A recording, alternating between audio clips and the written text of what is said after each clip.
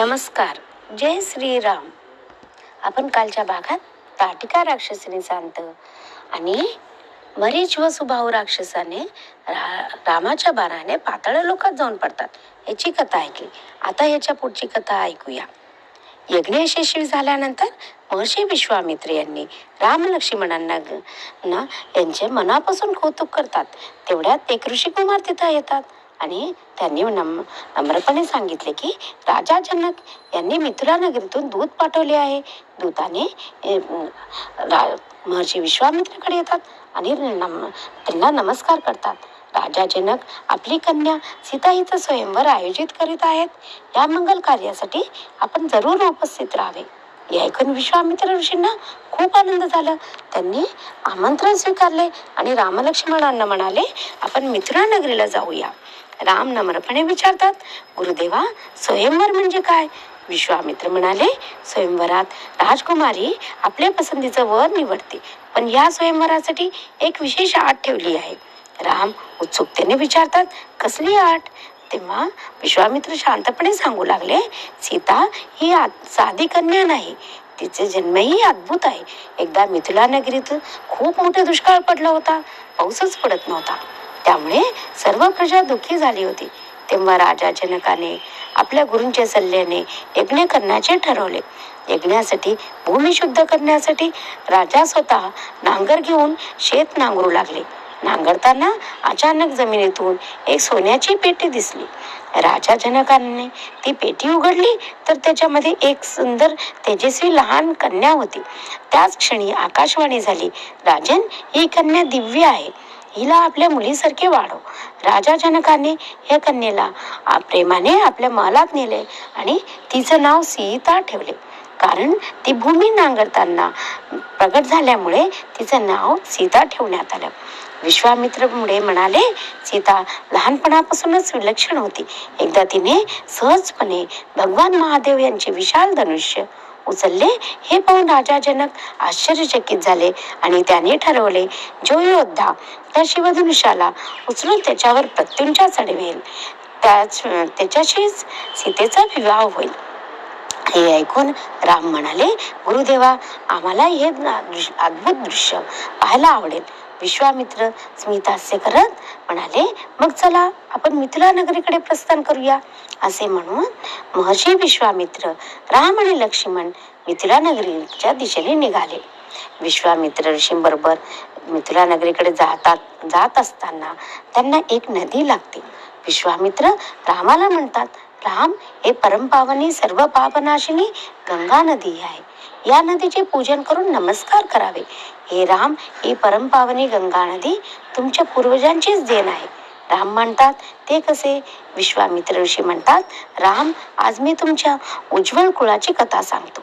महान प्रतापी इक्ष्वाकु वंशामध्ये एक धर्मात्मा राजा सगर होऊन गेले. राजा सगर खूप बुद्धिमान, यशस्वी व कीर्तिमान राजा होते. सगळीकडे त्यांची प्रशंसा होऊ लागली. महाराज सगराने एकदा अश्वमेध यज्ञ केले. तेव्हा इंद्रदेवाला राजा सगरावर खूप ईर्ष्या झाली. मग इंद्रदेवाने महाराज सगरचे यज्ञ निष्फळ करण्याचे ठरवले. तेव्हा इंद्रदेवताने त्यांच्या यज्ञाचा घोडा चोरला आणि पाताळ लोकात जाऊन कपिल मुनीच्या आश्रमात बांधून ठेवला. यज्ञाचा घोडा चोरीला गेल्या हे कळालं की महाराज सगरने आपले 60,000 पुत्रांना घोडा शोधण्यासाठी पाठवले. घोडा शोधण्यासाठी निघालेले 60,000 राजकुमार पाताळ लोकापर्यंत जाऊन पोचले. पाताळ लोकात ते कपिल मुनीच्या आश्रमात आले. तिथे घोडा बांधलेला पाहून कपिल मुनीने घोडा चोरला समजून कपिल मुनीचे अनादर केले.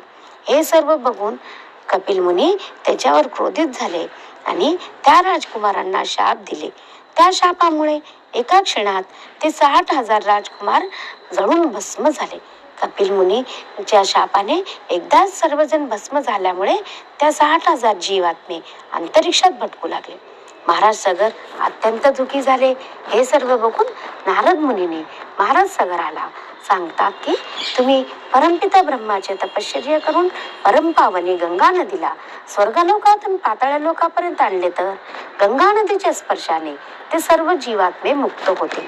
परंतु सगर आणि त्यांच्या नंतरच्या अनेक पिढ्याला गंगा नदीला स्वर्गातून पाताळ लोकापर्यंत आणणं जमलेच नाही. परंतु दिलीप राजाचे पुत्र राजा भगीरथाने असा निश्चय केले की परमपावनी गंगा नदीला स्वर्गलोकातून पाताळ लोकापर्यंत मी आणणारच. मला कितीही संकट येऊ दे, माझ्या पित्रांना मी मुक्ती मिळवून देईन असे संकल्प केले. मग राजा भगीरथाने एका पायावर उभं राहून घोर तपश्चर्या केली. राजा भगीरथाच्या तपश्चर्यामुळे प्रसन्न होऊन ब्रह्मदेवाने गंगेला पृथ्वीवर आणण्याचं वचन दिले. स्वर्गलोकातून गंगेला पृथ्वीवर आणण्यासाठी गंगेच्या प्रवाहाला थोडे कमी करावे लागेल, नाहीतर गंगेच्या प्रवाहामुळे पृथ्वी फुटून जाईल. मग नारद मुनी भगीरथाला सांगतात की राजा, तुम्ही आता महादेवाची तपश्चर्या करून त्यांना प्रसन्न करून घ्यावे व गंगेचे प्रवाह कमी करण्याचा आशीर्वाद घ्यावा. भगवान महादेवाला प्रसन्न करून येण्यासाठी राजा भगीरथाने घोर तपश्चर्या केली. मग महादेव प्रसन्न होऊन गंगा मातेचा प्रवाहाला कमी करण्याकरता गंगेचे प्रवाहाला आपल्या जटामध्ये धारण करून म्हणून वचन दिले. परमपिता ब्रह्माच्या आदेशाने श्रीहरी विष्णूच्या चरणातून निघून आकाश मार्गाने खूप वेगाने गंगा आली. मग भगवान महादेवाने गंगेचे प्रवाहाला कमी करण्यासाठी आपले जटामध्ये धारण करून मग पृथ्वीवर आणले. मग गंगा माता पाताळ लोकापर्यंत आली. अशा प्रकारे भगीरथाचे तपश्चर्येने गंगा मातेचे पावन जलाच्या स्पर्शाने भगीरथाचे 60,000 पुत्रांचा उद्धार झाले.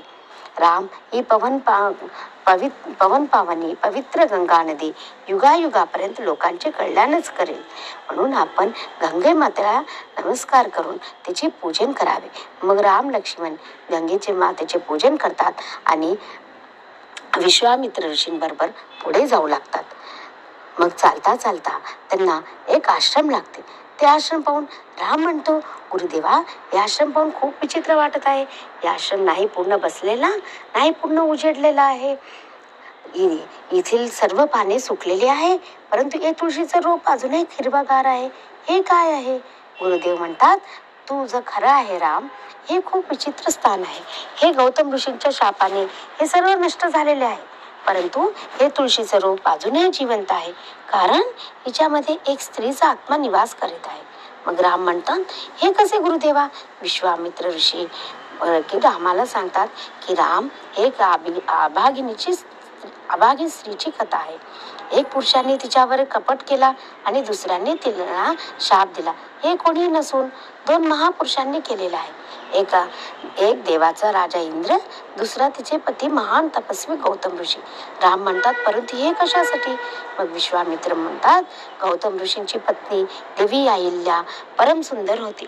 तिने ते सुंदरता पाहून इंद्रदेव तिच्यावर मोहित झाले आणि एके दिवशी गौतम ऋषी स्नानाला गेल्यानंतर इंद्रदेवाने छळ कपट करून तिच्या गौतम ऋषींचा वेश धारण केले आणि तिच्या कुटियामध्ये प्रवेश केले. मग त्यांनी इंद्रदेव कुटीमधून बाहेर निघताना त्याच वेळेस गौतम ऋषी आश्रमात आले. गौतम ऋषीला इंद्रदेवाचं कपट कळालं. त्यांनी त्याच वेळेस इंद्रदेवाला विकल्प करून टाकले आणि हे सगळं देवी अहिल्याला कळते. देवी अहिल्या येऊन गौतम ऋषीच्या चरणावर पडते. ते रडत रडत असलेली अहिल्याला गौतम ऋषीला पाहत पण नाही. गौतम ऋषीला खूप राग येतो आणि तिला त्या क्षणी शिला बनवून टाकतो. आणि तेव्हापासून ही शिला राम तुझे चरणाच्या स्पर्शासाठी वाट बघत आहे. तू तुझ्या चरणाच्या स्पर्शाने देवी अहिल्याचा उद्धार कर. मग राम आपल्या चरणाच्या स्पर्शाने देवी अहिल्याचा उद्धार करतात.